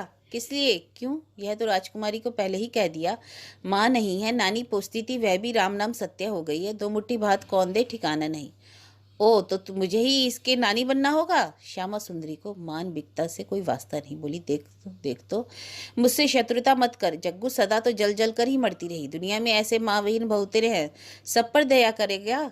सबका बायना जग्गू लेगा, ऐसा मूर्ख ब्राह्मण वह नहीं है। जग्गू ने नरम गले से कहा। एक ही की तो बात हो रही है। नहीं नहीं होगा यह। श्यामा सुंदरी और भी तेज गले से बोली, मेरा ही भात वात कौन करे, इसी का ठिकाना नहीं। हितैषी बेटा सिर पर एक रोगी और सवार करके ले आया। गुस्सा मत दिला जग्गू, जहाँ का धन है वहीं रखा। माँ के इस शासन वाक्य से जग्गू तिल भर भी विचलित नहीं हुआ। बोला, हूँ रखाने को ही ले आया ना। अबे छोरे, हाँ किए खड़ा है? नई नानी जी को प्रणाम कर, देखता हूँ कैसा भगवती जैसा चेहरा। एक खबरदार, पाँव पर हाथ मत रख, दूर से ही। तूने ऐसा कौन सा पुण्य किया है कि मेरी माँ का चरण स्पर्श करेगा? प्रणाम करके यहाँ बैठ। माँ, इसे थोड़ा सा जलपान तो दो, भूख से रिरिया रहा है। देखना दुखिया का बेटा है, इसलिए अकर बकर मत दे देना। इसके पेट का हाल तो देख ही रही हो, रसगुल्ला फुल्ला है एक हाथ। श्याम सुंदरी ने बेटे को पहचानती है, इस पलिया पेटा को अब हटाया नहीं जा सकेगा। रसगुल्ला खिला पिलाकर राज सम्मान से ही इसे रखना होगा, यह निश्चित है। समझ रही है, फिर भी आसानी से हार ना मानकर क्रुद्ध गले से बोली, ना रहे तो लाने में कितनी देर? तुम तो फौरन दौड़े जा सकते हो, मगर घर में बिना जरूरत एक पोष्य का मैं नहीं पढ़ा सकती। मेरी उम्र बढ़ रही है, घटती नहीं है। मुझे अब खटना संभव नहीं। जग्गू अब उद्दीप्त हुआ। बोला, तुम तो अपनी ननद से भी एक कदम आगे हो माँ। तुम मुंह खोलकर बोल सकी? मैंने यह कहा कि इसके लिए कलिया पुलाव पकाना पड़ेगा। अरे दोनों जून तो 2 मुट्ठी भात और उबला कच्चा केला बस। लोग गाय पालते हैं, कुत्ता बिल्ली पालते हैं, तुम आदमी को दूर दूर कर रही हो। छी! सो तू 100 बार छी कर। श्यामा सुंदरी अडिग गले से बोली, बुढ़ापे में एक मुन्ने को पालकर उसका पथ्य बनाना मुझसे ना होगा। वारे हितैषी लड़के मेरे, कहावत है, भला नहीं बुरा कर सकता हूँ। क्या दोगे? कहाँ? तेरा वही हाल है। श्यामा सुंदरी सहज ही एक साथ इतना नहीं बोलती, किंतु आज बेटे के गवारपन से मिजाज उनका तीखा हो गया। मोहल्ले के एक बड़े का बेटा, उसकी नानी मरी की दादी, इस उसके लिए पका देने वाला कोई नहीं। इस मुक्ति से एक रोगी को लाकर माँ के गले मरना चाहता है। ब्राह्मण का लड़का होता तो भविष्य के लिए आशा होती। समय असमय कुछ ना सही एक लोटा पानी दे सकता है, परंतु यह क्या, बड़ई का लड़का, इसके हाथ का तो पानी भी नहीं चलेगा। सख्त पोकत भी नहीं कि नौकर का काम करेगा। फिर श्याम सुंदरी नहा की इतनी बड़ी एक झंझट क्यों मोल ले? 8-10 साल का लड़का, वह तो बेवकूफ बराबर ही है। बुढ़ापे में कब अब श्याम सुंदरी एक मुन्ने को पाले? गुस्सा कर बोली, गाय पालने से दूध आता है, कुत्ता बिल्ली से भी उपकार होता है, इससे क्या लाभ होगा? लाभ? जग्गू अब सचमुच ही बिगड़ उठा, फूलकर डेढ़ा हो गया। उपकार होगा या नहीं, तुम्हें यह देखकर दया करोगी। रहने दो माँ, तुम्हारी तोली हुई दया की दरकार नहीं। उफ, ऐसी बात सुनने से पहले जग्गू का मरण क्यों नहीं हुआ? ठीक है, तुम्हें जगह नहीं देनी होगी, भात भी नहीं पकाना होगा। चल रही नहीं, गलती से ले आया था तुझे। ख्याल था कि यह घर जग्गू के बाप का नहीं है। उस लड़के का हाथ पकड़कर खींचने लगा जग्गू। बोला, आह, अच्छे घर में ले आया था तुझे, अच्छा सबक मिला। अब से फिर किसी ब्राह्मण के दरवाजे पर मत खड़ा होना। हाँ, कसाई के यहाँ बल्कि आश्रय मिल जाएगा, लेकिन ब्राह्मण के यहाँ नहीं। कानों से क्या सुना? छी छी! क्या तो उस पर दया जो करूंगी, वह मेरा कौन सा उपकार करेगा? जग्गू ने बाहर के दरवाजे की ओर वेग बढ़ाया। श्यामा सुंदरी मुश्किल में पड़ी। समझ गई जग्गू सचमुच ही नाराज हो गया, और नाराज हो जाने से 5 दिन तक पानी भी नहीं स्पर्श करेगा। उपाय नहीं, इस छोरे को गले बांधना ही होगा, परंतु नरम पड़ने से नहीं चलने का। वह भी जग्गू की माँ है, इसलिए तीखे स्वर में बोली, देख जग्गू, गुस्सा मत बढ़ा। एक कदम जा तो देखती हूँ कैसे जाता है तू। तुम्हारे कहने से नहीं जाऊं। और घूमकर खड़ा हो गया। वह ऊंचे उदास गले से बोला, देख ले ताई, एक ऐसे बुढ़े मर्दुए की मान प्रतिष्ठा जरा देख ले। गुस्साकर चल देने की आजादी भी नहीं है। इस असहाय अबल जीव को आदमी समझकर तेरे बाप ने अभिभावक पकड़ा है। वह निताई को अपने पास लेकर ओसारे में बैठ गया, मानो वह भी उसी की तरह प्रार्थी होकर बाहर से आया हो। निताई हैरान। श्यामा सुंदरी सखुए के पत्ते में पैसे में 2 घंटा मिलने वाली 2-4 रसमुंडी लाकर बढ़ाती ही बोली, नल में पानी पी लेगा या गिलास में देना होगा? जग्गू अचानक आग बबूला हो उठा, जैसे वह आदमी ही ना हो। ऊंचे गले में बोला, गिलास में ही पानी देना होगा। क्यों? मेरे गुरु पुत्र के दादा है ये, नल में मुंह लगाकर पानी नहीं पिएगा। देख निताई, यह सब नवाबी तरीका अगर चाहेगा तो गुजारा नहीं होगा। बूढ़ी ब्राह्मण कन्या तुझे पानी देगी और तू पिएगा। हाँ, अगर यह कहे कि ये कई रसमुंडी तो मेरे लिए ख्वाब है नानी जी, तो वह और बात है। भूख के आगे लाज शर्म नहीं, लेकिन नल से पानी नहीं पीऊंगा, यह नहीं होगा। श्यामा सुंदरी ने कड़ी निगाह से एक बार बेटे की ओर ताका, फिर पूरे 1 पैसे की रसमुंडी लाकर देती हुई बोली, अब लेकिन है नहीं जग्गू, कल 4 पैसे की लाई थी, उन्हीं में से कुछ बच रही थी। जग्गू ने खुश होकर कहा, बस बस इतनी से ही हो जाएगा, और कितनी चाहिए? क्यों रे निताई, बदन में कुछ ताकत मिल रही है? जो दशा हुई है वही वास्तव में चाहिए। अपने से याद कर करके दूध मांगकर पिया करना। हाँ, इन भगवती को देख रहे हो ना, इनके काम काज का और छोर नहीं है। यह मत सोचना कि बुला बुला कर तुझे दूध पिलाया करेंगी। माँ के प्रति इतना कर्तव्य करके जग्गू प्रसन्न बैठ पड़ा। बोला, खैर बाबा, अपनी एक जिम्मेदारी गई, मातृहीन को माँ की गोद में डाल दिया। लड़के की ओर से नजर इधर उधर फिराकर श्यामा सुंदरी ने कहा, ए छोरे, तेरा नाम क्या है? आते ही जिस परिस्थिति में पड़ गया था निताई, उससे बोलने का साहस नहीं हुआ, किंतु अब चुप रहना भी कठिन था, सो उसने अपना नाम बताया, निताई। अरे, नाम बताने का यह कौन सा ढंग है? जग्गू ने सुउपदेश दिया। भले आदमी की तरह कहने चाहिए, श्री निताई दास। निरा नौकर चाकर की तरह रहने से तो नहीं चलेगा, भले आदमी तो जैसा रहना होगा। श्यामा सुंदरी समझ गई है, नौकरानी की मार कर स्त्री को सबक सिखाना है। कहीं वह इसे नौकर के पर्याय में ना डाल दे, इसलिए ऐसा कह रहा है। परंतु वह भी सहज स्त्री नहीं, कड़े स्वर में बोली, अरे, नौकर जैसा नहीं होगा तो क्या राजा जैसा होगा? निताई, तेरा बाप क्या करता है? निताई से पहले ही जग्गू बोल उठा, बाप बाप तो बड़ा ही है, लकड़ी पर रंदा मारता है, और क्या करेगा? छोड़ो भी, यह सब नहीं सोचना है। तू आदमी बन, समझा? घर गृहस्थी दिखा दूं, चल। इतने में बहुत दिनों के बाद मुक्त केशी का आविर्भाव हुआ, और तुरंत उनकी नजर उस लड़के पर पड़ गई। संदेह के स्वर में पूछा, कौन है ये छोरा? नौकर रखा है? क्यों?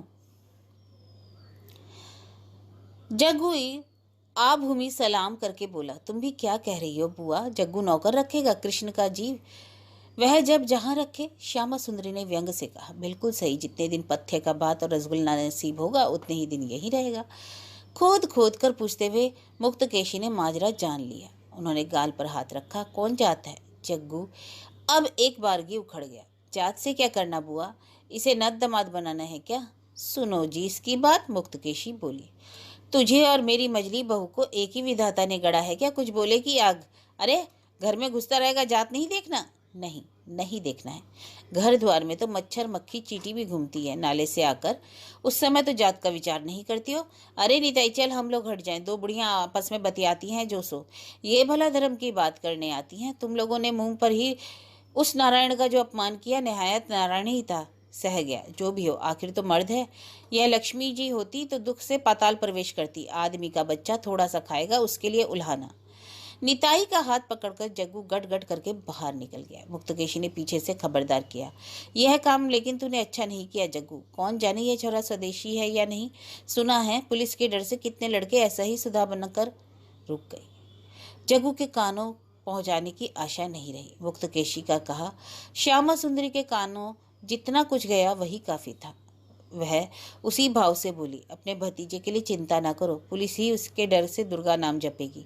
इस बुढ़ापे में उसने एक मुन्ना लाकर मेरे गले मड़ दिया, आपत्ति की। उस पर गुस्सा तो देख लिया ना उसका। खैर तुम्हारी क्या खबर है, दिनों से तो आती ही नहीं। मुक्तकेशी ने कहा, अरे आऊं भी क्या, कमर तो दिन दिन दुश्मनी ही कर रही है, अब अधिक चल नहीं सकती। जैसे तैसे गंगा नहान जारी कर रखा है।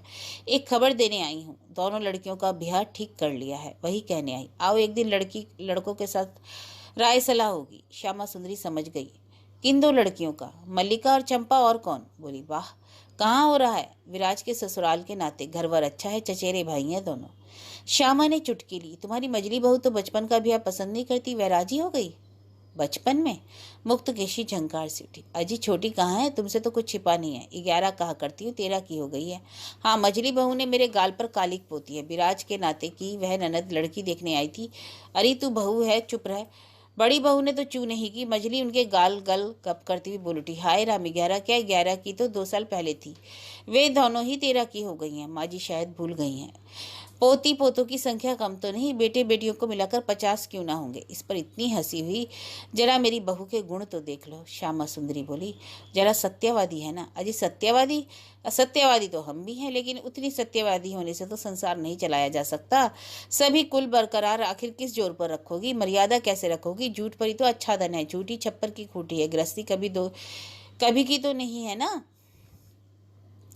श्यामा सुंदरी के इस मुक्त जीवन पर मुक्त केशी को सदा से ईर्ष्या है। श्यामा सुंदरी ने समझा अब प्रसंग बदलने की जरूरत है। बोली, बैठो ननद जी, डाब काट कर लाती हूँ। ब्याह हो कब हो रहा है?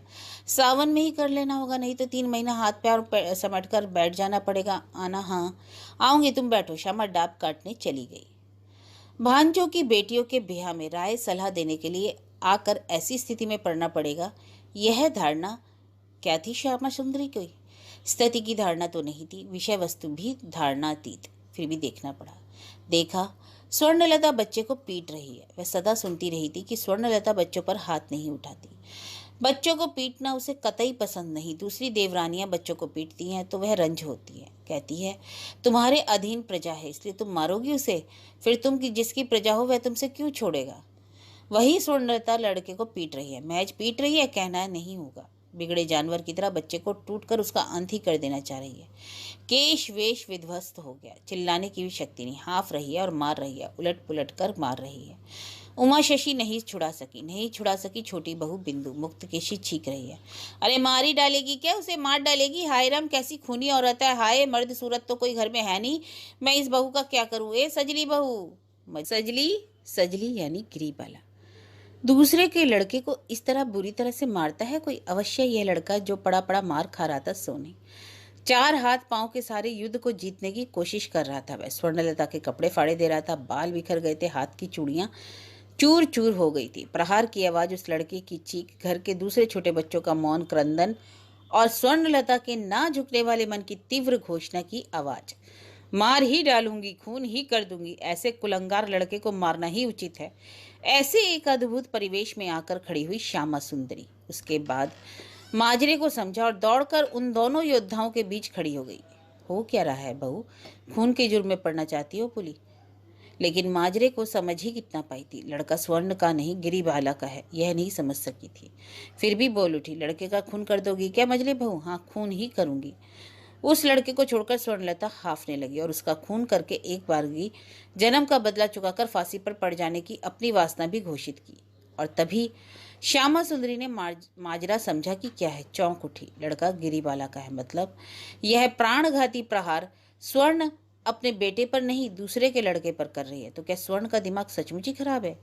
इस परिस्थिति के लिए श्यामा सुंदरी प्रस्तुत नहीं थी, फिर भी उन्होंने अपने को प्रस्तुत कर लिया। लड़के को अपने पास खींचकर बोली, समझ गई, इसने कोई बहुत बड़ा अपराध किया होगा। फिर भी उसकी ओर से मैं तुम्हें क्षमा मांग लेती हूँ मजरी बहू। इतनी देर के बाद अब गिरिबाला के मुंह से बात फूटी। बोली, आपके माफी मांगने से तो नहीं होता मौसी जी, मैं थाना पुलिस करके रहूंगी, परिस्थिति जो भी चाहे। श्यामा सुंदरी गिरिबाला की थाना पुलिस वाली घोषणा भी नहीं सह सकी। असंतुष्ट होकर बोली, छी सजली बहुरानी, यह कैसी बात? तुम्हारा यह कहना ठीक नहीं हुआ। लड़के ने कसूर किया, ताई ने उसे पीटा, बस। यह भी समझा कि गुस्से में मार कुछ अधिक पड़ गई। यह तो तुमसे भी हो सकता था। तुम इसके बेटे के सामने उसकी ताई को पुलिस की धमकी दे रही हो। बाप के घर के नाते श्यामा सुंदरी नितांत ही एक है और नितांत अपनी है, इसलिए मुक्त केशी उन्हें यथेष्ट पद मर्यादा देती है। किंतु आज यह मर्यादा वह नहीं दे पाई। उन्होंने श्यामा सुंदरी के विरूप मंतव्य पर छुरी चलाई। तुम रुको बहू। सजली बहू ने थाना पुलिस का नाम सहज ही नहीं लिया। आखिर माँ है। अब तक जो खड़ी खड़ी बर्दाश्त करती रही, इसी की शाबाशी दी उसे। उस घर को जलाने वाली को भुलाने वाली के समझने में अभी देरी है तुम्हें। इतनी उम्र हो गई अपनी, ऐसी जांबाज औरत नहीं देखी मैंने। अरे बच्चे कहाँ क्या खेल रहे हैं, उसे देखने की तुम्हें क्या पड़ी? और वैसे दोष का ही क्या खेला। बड़ी बहू के बच्चे अभी अभी दरोगा मौसा के यहाँ से लौटे, गपशप किया है, वही सुनकर उन्हें दरोगा बनकर खेलने की इच्छा हुई। यही तो खेल में बच्चे कभी राजा बनते और कभी मंत्री, कभी चोर और कभी जल्लाद। इसका बुरा मानना है? इस बीच श्यामा सुंदरी घटना जान गई। दरोगा के घर का किस्सा सुनकर गिरिबाला का वह वीर लड़का दरोगा बनकर स्वदेशी पाजियों को दुरुस्त करने का खेल खेल रहा था। 2-4 निरहे नन्हे मुन्नों को स्वदेशी बनाकर स्वयं कोट टोप और बूट से लैस होकर बूट की मार मारते हुए स्वदेशियों को गाली देने का खेल शायद इससे पहले 2-1 दिन बार हो चुका है। यह सुनकर स्वर्णलता ने सख्त मनाही कर दी थी।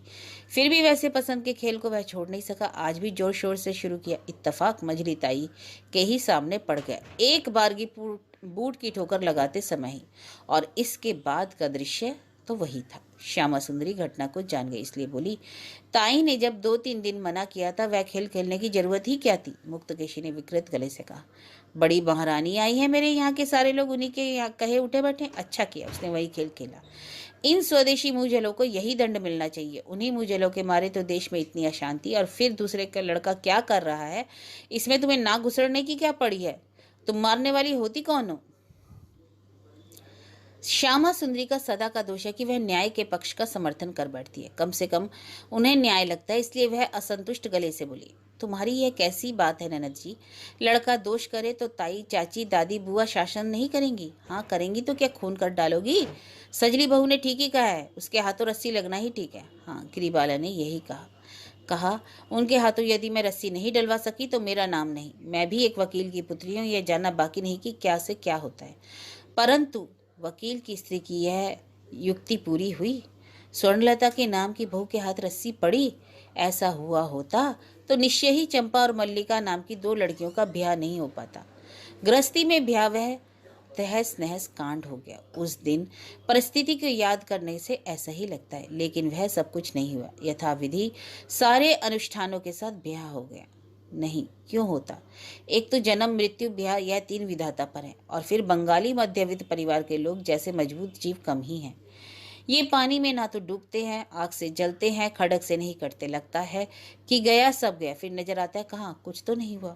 और फिर जैसा होता है, हाड़ी चढ़ती है, खाना सोना, नन्हे मुन्ने बड़े और सब बड़े बूढ़े होते हैं। और विधाता पर जीवन लीला अटूट गति से चलती रहती है। मुक्तकेशी के घर में भी इसका व्यतिक्रम नहीं हुआ। ब्याह में शंख बजे, उल्लू ध्वनि हुई, लोगों ने खाया। जग्गू ने आकर विराट धूमधाम से यज्ञ देखा और परोसा हुआ श्यामा सुंदरी ने भी अंतःपुर के बहुत सारे काम किए। पोत दमादों के साथ हंसी ठट्टा किया, गर्ज की। अनुष्ठान में कोई त्रुटि नहीं हुई। केवल विराज उस समय फिर एक बार मृत संतान के छोर को खींचकर प्रसूति घर में पड़ी थी, नहीं आ पाई। और नहीं आ पाई सुबाला के यहाँ उस समय 2-2 विपत्ति। फुलेश्वरी हठात चल बसी और हठात उसी समय गर्दन पर उठाई गई तलवार सुबाला आदि के गले पर पड़ी। अंबिका पकड़ा गया। अंबिका को सजा हो गई, होनी ही थी।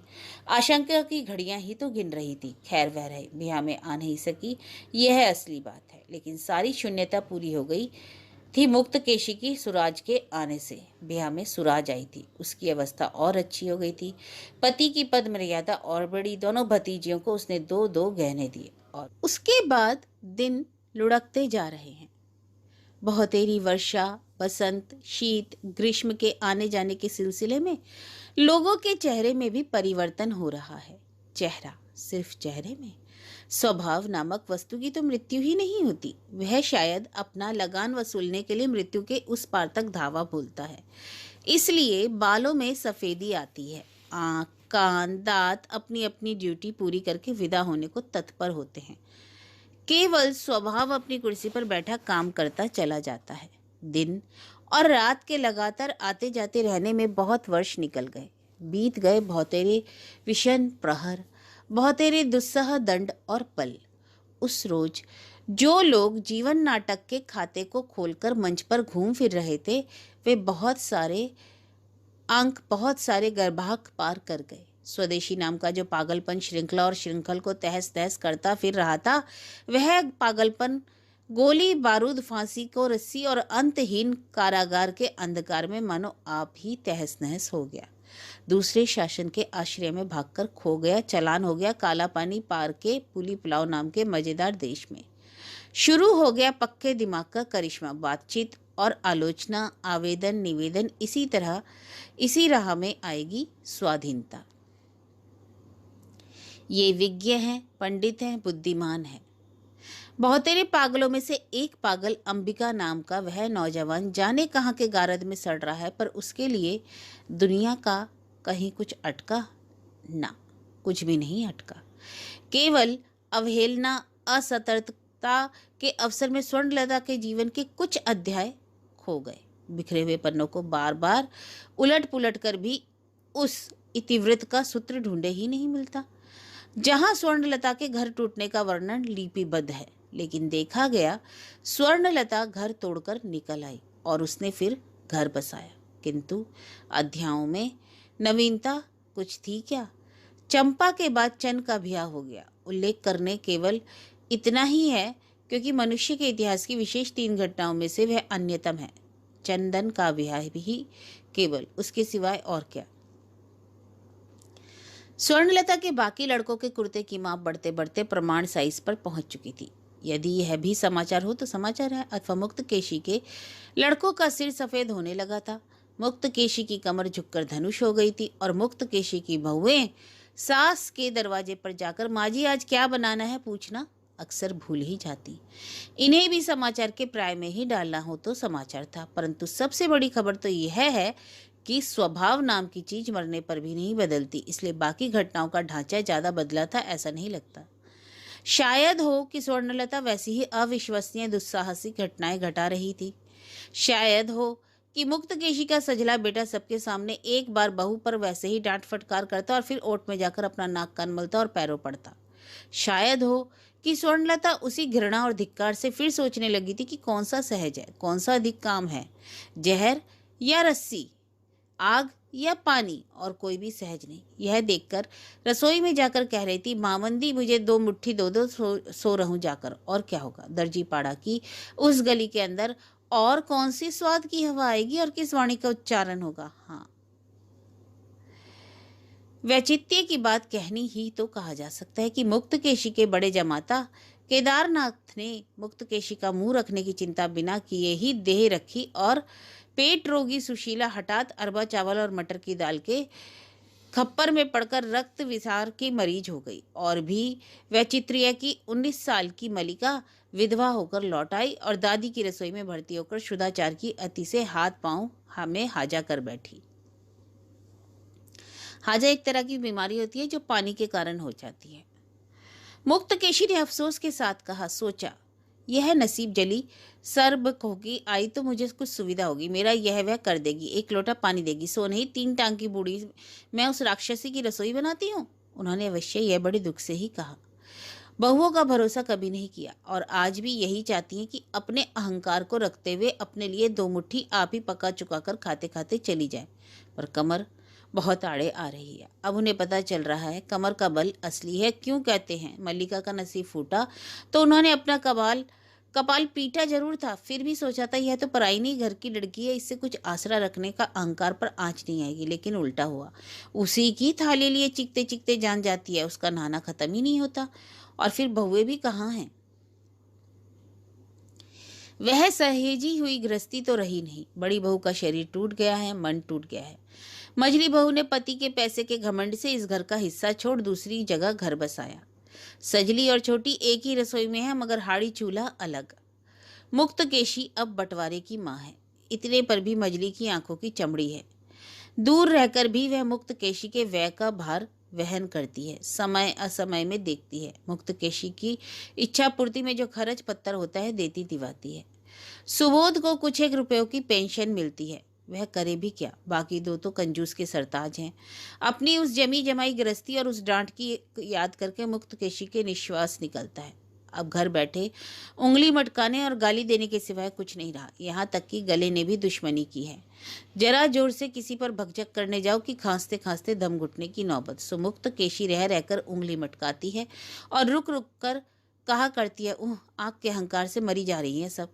मैं भी मुक्तकेशी ब्राह्मणी हूँ, बासी मुंह से कहे जा रही हूँ, जो दुर्गति मेरी हो रही है वह दुर्गति तुम लोगों की भी हो।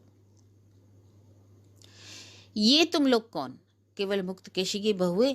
यह कहना अविचार करना होगा। मुक्तकेशी वैसी पक्षपाती नहीं है, अपनी बेटियों को भी कहती है। फिर आज जब घूमने आती है, सारा समय भाई भाभीियों के साथ बिताकर जाते समय एक बार इस कमरे में आती है, कैसी हो माँ?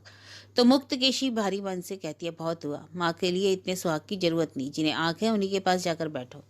और जब चली जाती है तो बुदबुदाती है। लेकिन यह तो अंतिम दिनों में। स्वर्ण ने जब घर तोड़ा तब क्या कमर टूटी थी मुक्तकेशी की? ना, उस समय नहीं टूटी थी उनकी कमर। उस समय भी वह कुछ मजबूत ही थी। गाली शराब देने में उनकी आवाज आकाश को उठती थी। बहू के अलग हो जाने पे से छाती पीटी थी उन्होंने, नाचती फिरी और भविष्यवाणी की, सिर झुकाए फिर लौटना पड़ेगा, थोथा मुंह थोथा होगा।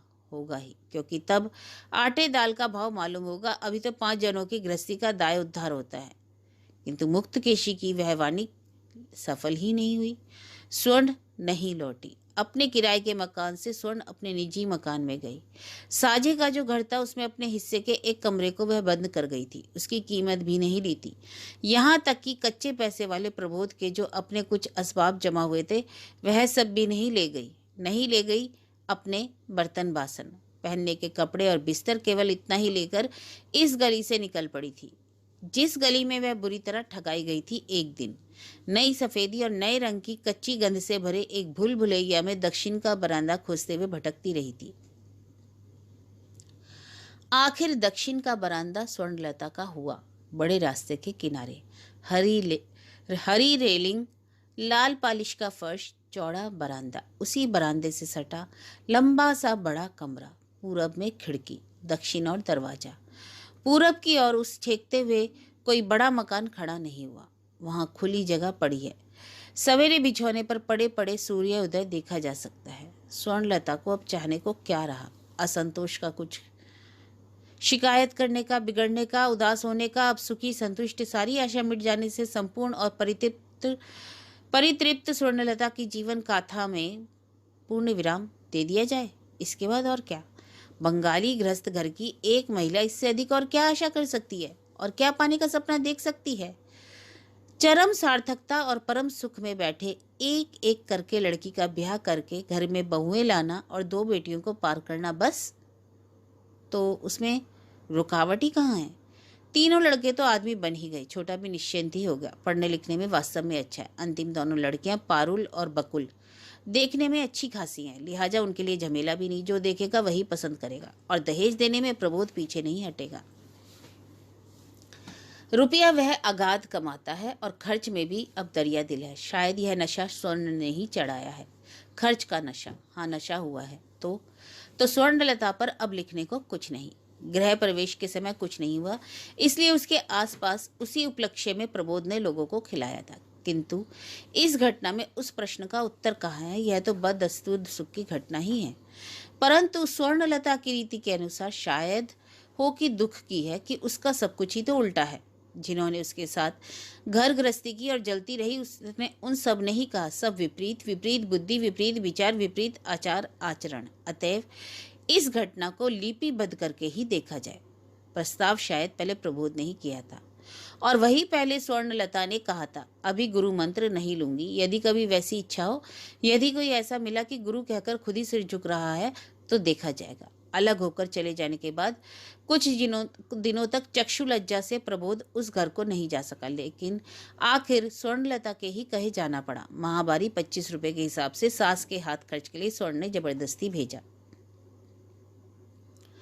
प्रबोध ने कहा, यह हिमाकत मुझसे नहीं होगी, माँ पाँव से ठुकरा देगी रुपए। स्वर्ण ने कहा, एक बार ठुकरा दे, तुम बार बार पैर पकड़कर लिवाकर ही छोड़ना। माँ का पाँव पकड़ने में तो ना लाज है ना असम्मान।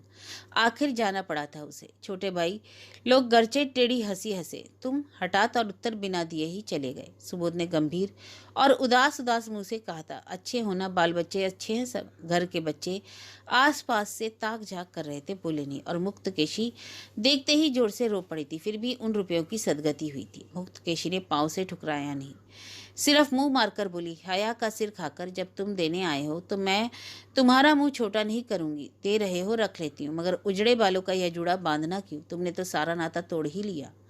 उठाया हुआ खड़ गले पर नहीं गिरा, गनीमत। उस दिन की उस निश्चिंतता के बाद से प्रबोध उस टोले का नित्य का यात्री है। उस टोले का ताश का अड्डा भी प्रबोधहीन नहीं होता। और मजा यह है कि उस घर में रहते हुए सांझ को माँ से जितनी बातें होती थी, जितनी देर तक उनके पास बैठता था, उसका 4 गुना हो रहा है। अभी उसी मौके से अपने बेटे बहुओं की समालोचना करके अपने मन के भार से मुक्त होकर एक दिन मुक्तकेशी ने गुरु मंत्र की बात उठाई। उसके बिना तो हाथ का पानी शुद्ध नहीं होगा। इतनी उम्र हो गई, अब बिना दीक्षा के रहना छी। और फिर मरण का तो ठौर ठिकाना नहीं। किसी दिन हटाती यदि स्वर्णलता दे रखे तो उसी अदीक्षित शरीर की गति क्या होगी? पति से यह सुनकर स्वर्णलता हंस उठी थी। बोली, गति क्या देह की है या आत्मा की? कुल गुरु के वंशधर के नाते तुम्हारी उस गंजेड़ी दुबले लड़के की पांव पूजा करूं, यह मुझसे नहीं होगा। यह सुनकर कौन स्वर्णलता की छीछी नहीं करेगा, और किया भी था। कहा था यह सब रुपयों की गर्मी है। यहाँ तक कि जिसके रुपयों की गर्मी से स्वर्णलता इतनी गर्म थी, उस प्रबोध ने ही कहा था 2-4 रुपए हो गए हैं, इसलिए उसकी गर्मी से धरती को खिलौना मत समझो मजली। माँ कहती है ना, भगवान कहते हैं दूंगा धन देखूंगा मन, छीन लेने में कितने क्षण। यही सार है। भगवान आदमी को देते हैं और देकर उसकी परीक्षा करते हैं। स्वर्ण हंस उठी थी।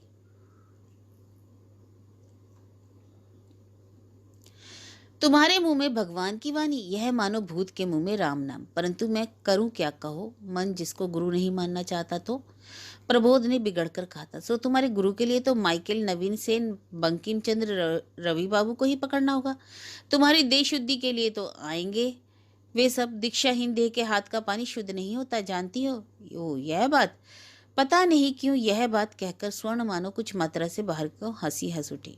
उसके बाद हंसी के आंख मुंह को संभाल कर बोली, केवल देह, उसके लिए इतनी दुश्चिंता, तो फिर ले लूंगी मंत्र, तुम्हारे उस गंजड़ी गुरु पुत्र से ही लूंगी। देह के मालिक जब तुम हो तो तुम्हारी ही इच्छा के अनुसार काम हो।